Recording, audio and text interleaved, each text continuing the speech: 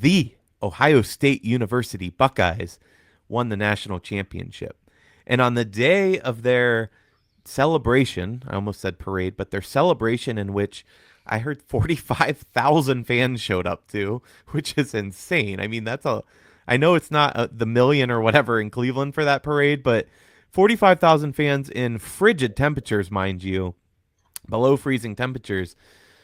They filed into Ohio Stadium to watch that beautiful trophy make its way to Columbus.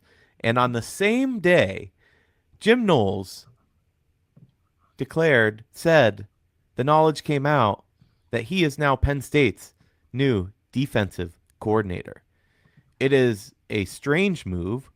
I think we all were more a little like WTF and not FU.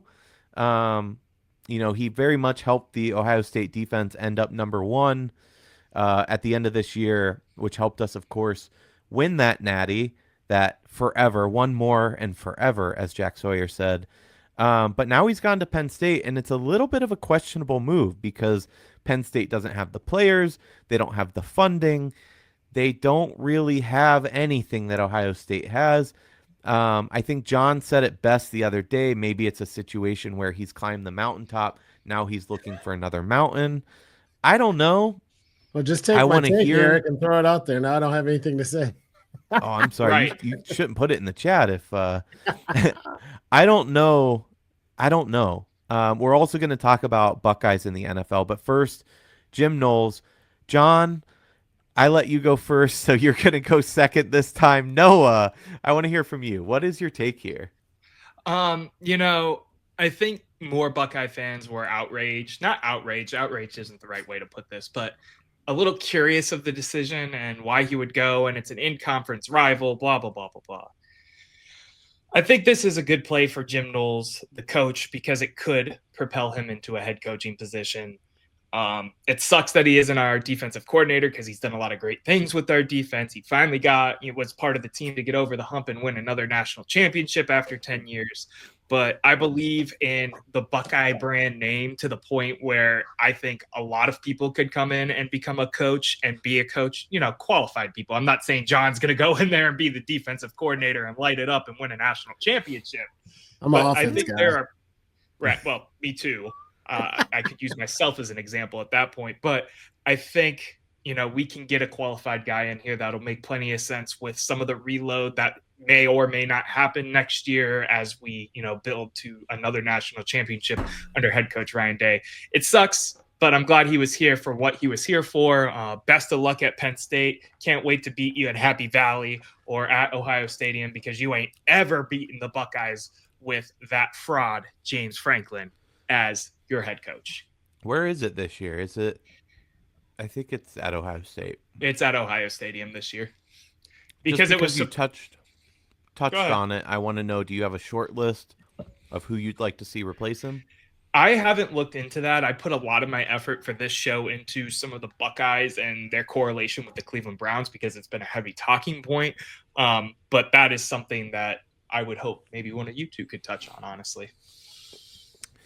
John, Mountaintop, apologies for throwing your take out there, but give me your thoughts. No, that's it. You used the two words that I think describe it perfectly. If your thought is, I've gone as far in my career as I want to go, and this is all I ever want to do. It's never going to get any better than being defensive coordinator at Ohio State if all you ever want to be is a defensive coordinator.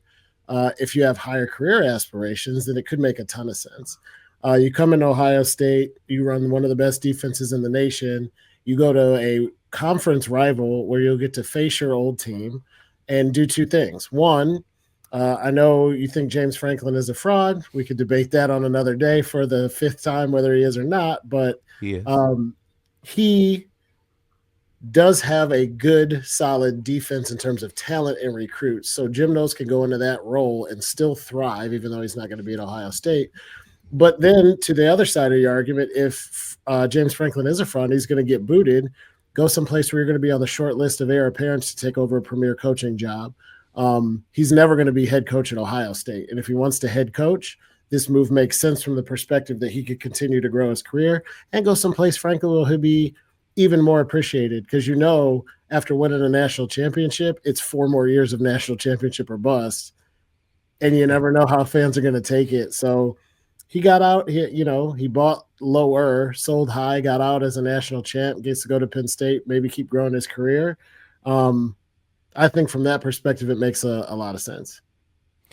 I want to play something for you guys that the defense Jim Knowles will be running in Penn State against Ohio State come October, something that he's never going to hear.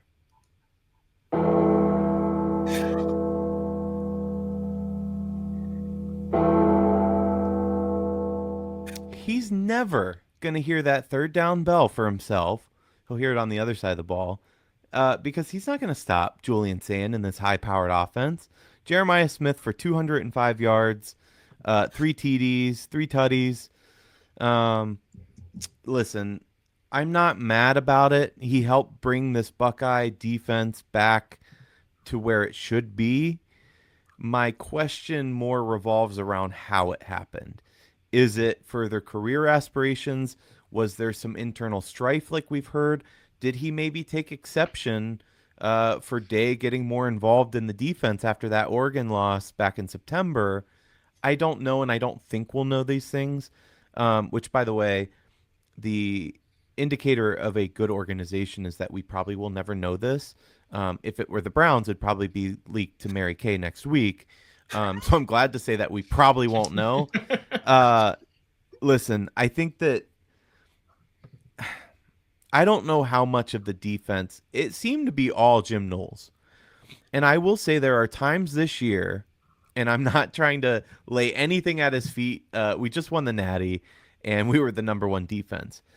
But he gets soft throughout the game, especially when we're up. We get into that prevent defense. We don't go after the QB enough. There aren't enough design blitzes for my liking. He plays a little soft. If you watch him talk, I think he's a good defensive mind and he's a good schemer.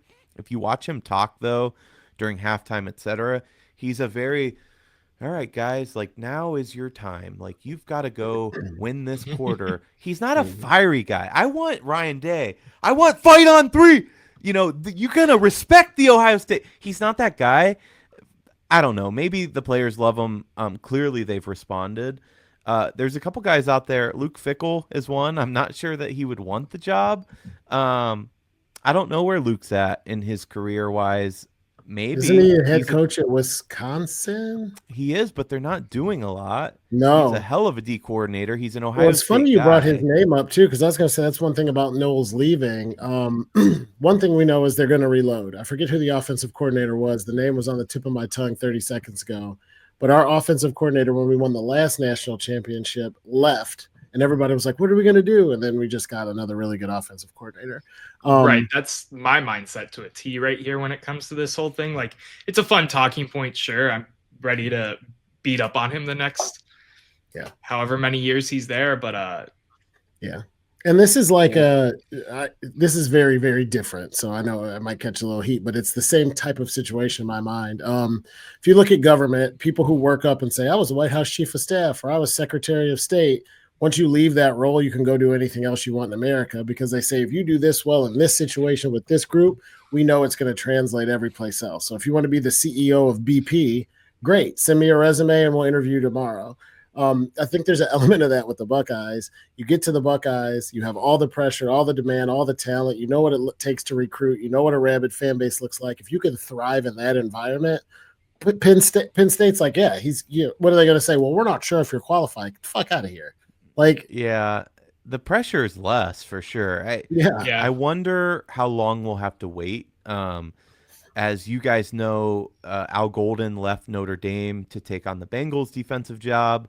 I'm sure John's excited about that for his team down there in Kentucky. They already replaced him with Chris Ash, former Rutgers head coach.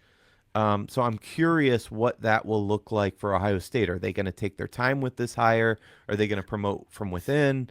I've heard that James Laurinaitis is in the house. I don't think that's the move. I just don't think he's ready. Maybe I'm wrong, but I don't want to see that personally. Who else is out there? I'm not sure exactly. It's nice though to not have to worry about it, because if the Browns were hunting for a defensive coordinator right now, we'd be like, well, I got a list and you got a list and let's compare. And are they going to screw it up? And how are they going to screw it up? And with the Buckeyes, you're like, yeah, I don't know. Like they'll replace him and the next guy will be really freaking good. And even if you've never, like I even remember when they brought Ryan Day in, Urban Meyer leaves and he was the next guy up. And I remember thinking, okay, you're not going to try to call Saban. You're not going to try to call Chip Kelly at the time. You're not going to try to reach out to Dabo Sweeney. We're just going with this guy. And Well, he now he was our has like offensive coordinator. I mean, he wasn't I know, but completely I just nobody. mean like it's Ohio State. Like if you're an offensive coordinator and that's your first time being there, you should have to go to Cincinnati and then Wisconsin and come back in 7 years.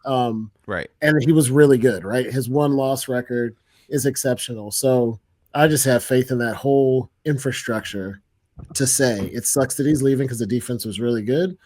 But when you got 85-star recruits, the next defensive coordinator is going to be really good too. Doesn't matter who it is. I agree on that completely. The interesting thing in a role like this, though, is that we're talking about kids still. Ohio State loses a lot of players on the defensive side of the ball. Of course, they do have some great players returning. They have Caleb Downs returning.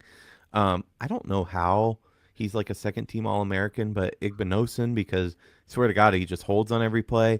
But whatever, he's returning too. Out of Igbinosun, man. A lot of PI. Oh man, but that's okay. He's also really good. He gets too many. He's a veteran PI guy. calls, yeah, he's good. So they do have some guys returning, but when we talk about all the time what we want in a head coach, and the first thing I always say is you want a leader of men because he is that CEO role. Ryan Day famously overturned play calling, or turned over play calling, I should say, and it helped them win a natty. I fully believe that. He's been able to focus on other areas of the team. That said, we're talking about young men here. There's a reason there's still difference between college athletes and the NFL and professional. I know that line's getting thinner and thinner because of the payday that these kids are getting, but they are kids. Some of them are right out of high school playing. You typically don't see that too much at Ohio State, but it happens. Jeremiah Smith was a true freshman. So you need something a little more in your coaching here. You need to be able to lead young men that's very different and bringing a culture together. Ryan Day, of course, is going to do the most heavy lifting on that front. But it should be interesting. But you're right. I'm not worried about it. It's just an interesting note.